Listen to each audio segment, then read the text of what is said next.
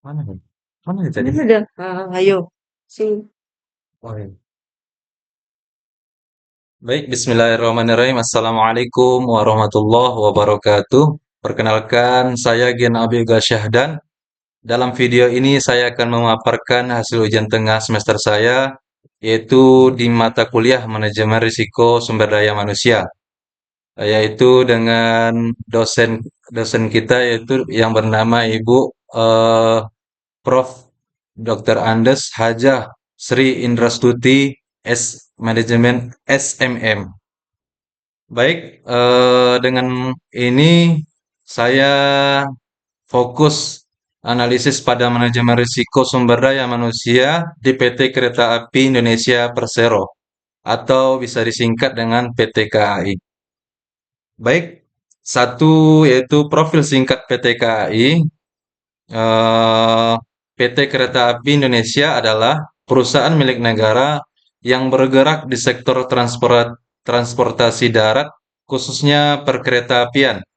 Didirikan pada 28 September tahun 1945. Perusahaan ini merupakan transformasi dari berbagai badan usaha kereta api sejak era kolonial. Kantor pusat PT KAI berlokasi yaitu di Bandung dan berfungsi sebagai pusat pengambilan keputusan strategis. Tugas-tugasnya antara lain yaitu menyusun perencanaan jangka panjang, pengawasan operasional, pengelolaan keuangan, hingga modernisasi teknologi dan peningkatan pelayanan pelanggan. Hingga saat ini, PT KAI telah bertransformasi menjadi perusahaan layanan berbasis teknologi dengan jaringan kereta api yang tersebar luas di seluruh Indonesia. Baik, selanjutnya masih tetap di nomor satu, soal nomor satu, yaitu visi misi dari PT KAI, yaitu visi PT KAI adalah menjadi solusi ekosistem transportasi terbaik untuk Indonesia. Untuk mewujudkan visi tersebut, PT KAI memiliki tiga misi utama, yang itu pertama, menyediakan sistem transportasi yang aman, efisien, dan berbasis digital. Yang kedua yaitu mengembangkan transportasi massal, terintegrasi melalui investasi pada SDM, infrastruktur, dan teknologi. Yang ketiga yaitu mendukung pembangunan nasional melalui kemitraan dan pembangunan infrastruktur strategis.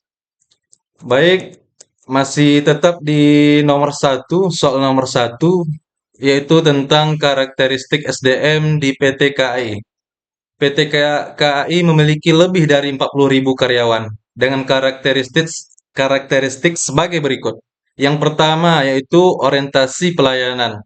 Yang kedua yaitu profesionalisme. Yang ketiga yaitu keselamatan kerja. Yang keempat ada inovasi. Yang kelima yaitu pelayanan prima. Yang keenam yaitu pengembangan kompetensi. Yang ketujuh yaitu rekrutmen selektif. Yang kedelapan yaitu manajemen manajemen kinerja. Yang kesembilan yaitu dan terakhir transformasi budaya kerja. Baik, selanjutnya itu nomor dua tentang risiko SDM yang dihadapi PT KAI, yaitu beberapa risiko utama dalam manajemen SDM di PT KAI meliputi yang pertama yaitu kekurangan kompetensi. Jika pegawai tidak memiliki keterampilan sesuai, kinerja bisa terganggu. Yang kedua yaitu turnover tinggi atau pergantian pegawai yang terlalu cepat bisa menyebabkan hilangnya pengalaman dan menambah beban biaya. Yang ketiga yaitu ketidaksesuaian budaya kerja. Perbedaan antara budaya kerja yang diinginkan dan yang terjadi di lapangan bisa menimbulkan konflik. Yang keempat yaitu ketidakpatuhan regulasi.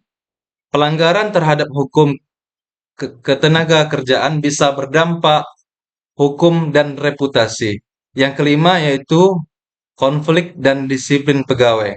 Jika tidak dikelola dengan baik, bisa menurunkan semangat kerja dan produktivitas. Baik, yang ketiga yaitu Strategi manajemen risiko yang diterapkan PT KAI yaitu menggunakan 5 pendekatan utama. Yang pertama yaitu menghindari risiko atau risk avoidance melalui rekrutmen ketat dan penerapan sistem keselamatan kerja. Yaitu kedua, pencegahan kerugian, misalnya dengan perjanjian kerjasama yang mengatur hak dan kewajiban karyawan secara adil. Yang ketiga yaitu pengurangan dampak melalui pelatihan kompetensi dan pemanfaatan teknologi digital. Yang keempat yaitu alih risiko, seperti penggunaan asuransi kerja untuk mengalihkan risiko ke pihak ketiga. Yang terakhir yaitu penerimaan risiko, yaitu untuk risiko-risiko kecil seperti ketidaksesuaian budaya kerja, dilakukan mitigasi bertahap. Baik, selanjutnya yaitu nomor 4.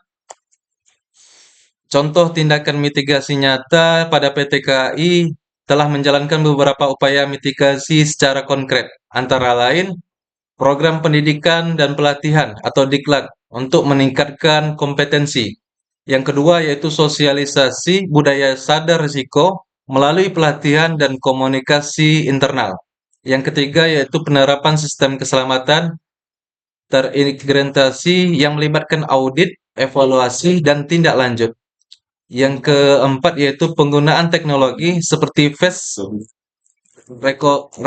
recognition, boarding gate, dan aplikasi pelaporan risiko. Yang terakhir, yang keenam, yaitu manajemen risiko kelelahan untuk menjaga konsentrasi dan keselamatan kerja. Yang terakhir yaitu audit keselamatan dan APBD untuk meminimalkan kecelakaan di area kerja seperti depo dan balai yasa. Baik, selanjutnya nomor 5, rekomendasi perbaikan agar manajemen risiko SDM di PT KAI semakin optimal. Beberapa yaitu perbaikannya sebagai berikut. Yaitu yang pertama penerapan menyeluruh ITMS, sistem manajemen talenta berbasis digital yang terintegrasi di semua level organisasi. Yang kedua yaitu penguatan auditor internal, merupakan pelatihan khusus untuk mendeteksi dan mengevaluasi risiko SDM secara mendalam. Yang ketiga yaitu pengembangan budaya sadar risiko lewat pelatihan dan keterlibatan aktif pegawai. Yang keempat yaitu pemanfaatan teknologi real time untuk monitoring kehadiran, performa, dan kepatuhan pegawai. Yang terakhir yaitu pelatihan soft skill dan digital skill agar pegawai siap menghadapi era transformasi digital. Dan yang terakhir yaitu nomor 6, dampak positif manajemen risiko SDM yang baik, yaitu diantaranya yang pertama yaitu peningkatan produktivitas kerja yang terjaga melalui sistem keselamatan seperti ISSMS dan manajemen kelelahan. Yang kedua yaitu peningkatan produktivitas dan kinerja. Risiko kesalahan operasional dan gangguan layanan dapat ditekan.